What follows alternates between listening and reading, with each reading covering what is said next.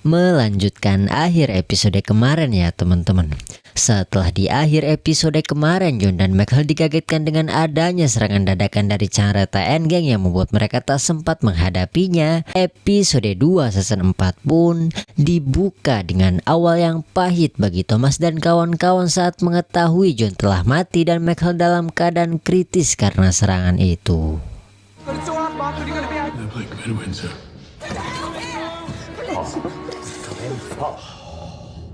Mrs. Knight, please. Lalu scene pun dibuka di Smallhead, Inggris, tepatnya di mana markas teraman yang Thomas miliki. Dan dari kejadian itu, keluarga Selby yang akhirnya berkumpul kembali setelah terakhir perpisahan mereka yang berjalan buruk pun membuat keadaan mereka terasa canggung. Dan untuk itu, Thomas di sini sebagai pemimpin para keluarganya, ia pun harus menelan rasa bersalahnya itu kuat-kuat untuk kembali menengahi persoalan yang keluarga mereka hadapi. We're not leave our city until the whole family is dead. We stay here. Michael is badly wounded. Esme's gone on the road with the leg. John is dead. Dan di pertemuan itu, Thomas juga menjelaskan sebab akibat kedatangan Chareta di kota mereka. Dan sebagai langkah yang Thomas miliki selain meminta para saudaranya berkumpul di markas Thomas yang juga mencoba menuruti usulan ada tentang cara modern menggunakan orang untuk menjalankan kepentingan mereka pun menjalankan usulan itu dengan mengundang sekelompok pembunuh bayaran untuk membantu mereka melawan kekuatan Chareta and Gang. Help from a bunch of savages. This is the plan, Thomas. Manipulation to his fucking head. Namun sebelum semua rencana itu dilakukan, Thomas yang ingin keluarganya kompak melawan bersama tanpa ada perseteruan di antaranya pun melakukan voting untuk itu. Take a vote. Truce. Peace. Peace. Peace. Peace. Let's get on with the war. We have to agree to end this war.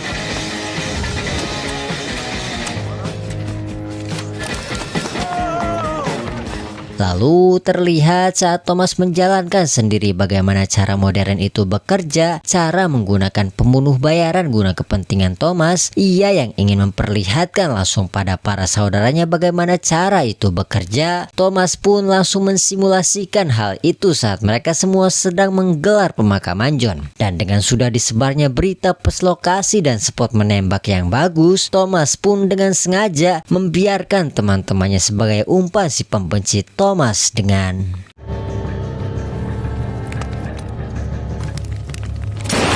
Abraham Gold. yang meski caranya berjalan sesuai rencana pembunuh bayaran, kita sebut aja geng Abraham Gold berhasil menumpaskan musuh Thomas, tapi tak bisa dipungkiri Polly yang masih kesal akan semua itu pun membuatnya semakin muak dengan perbuatan Thomas itu. Brother's funeral.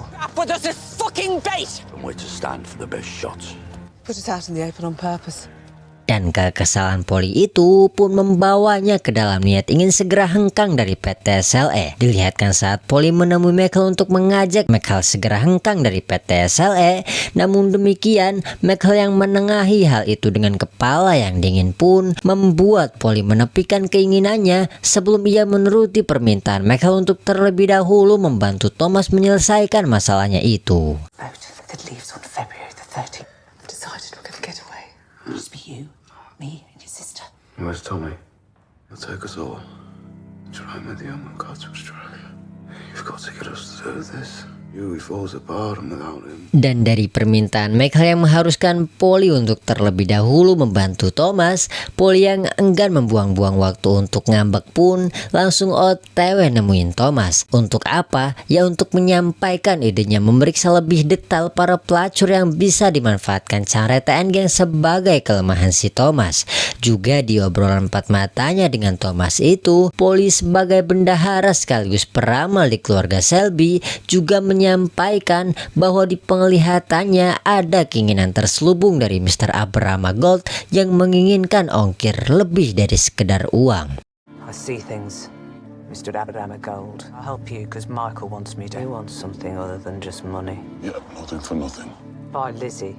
Thomas. Dan benar saja, ketika Thomas menghampiri Mr. Gold untuk menanyakan hal itu, Thomas pun langsung mengetahui bahwa Mr. Gold menginginkan bayarannya lebih dari sekedar uang, melainkan meminta Thomas sebagai seorang sporting man alias penjudi yang berasal dari olahraga untuk memasukkan anaknya itu ikut dalam ajang tinju antar profesional. Is my company treasurer? What is it that you want from me, Mr. Gold? How do you know I want anything from you? I want you to help my son achieve. You're a sporting man.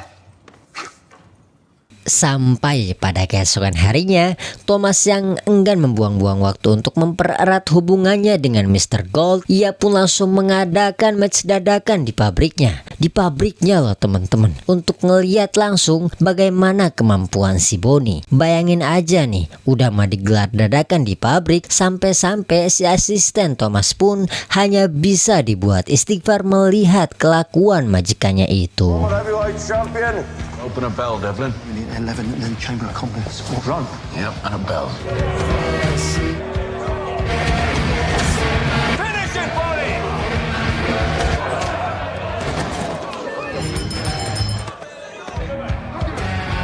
Think you're blind now, son? You can't, bunny.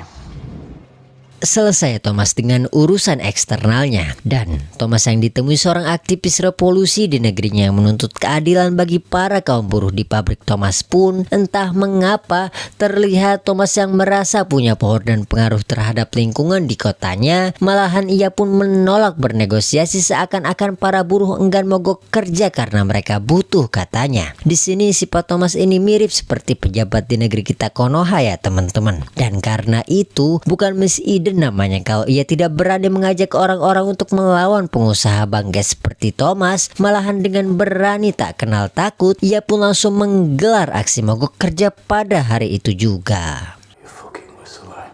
It's almost as if you want trouble. I have it on very good authority. Have a discussion. If so,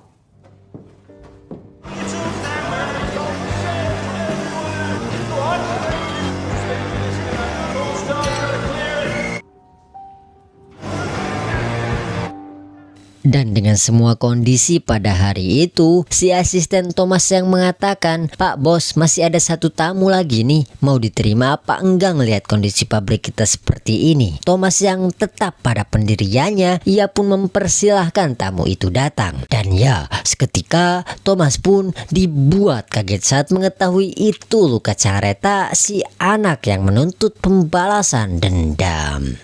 this and that. Did you win? How'd you have trouble? I wanna suggest to you. Guess what? Dan episode 20 pun ditutup dengan dilihatkannya level keamanan Thomas yang tak sebanding operasi terukur yang dimiliki Changreta and Gang. Security is pitiful. No. And unloaded it. I want you to be the last. I could have killed you on it. None of you will survive. Dan well, seperti biasa, jika ada kritik dan saran, tuliskan saja di kolom komentar. Karena apa? Ya karena Mimin manusia pastinya punya salah, bukan Nabi boy. Dan untuk episode selanjutnya, jangan lupa like, share ke teman-teman, and subscribe.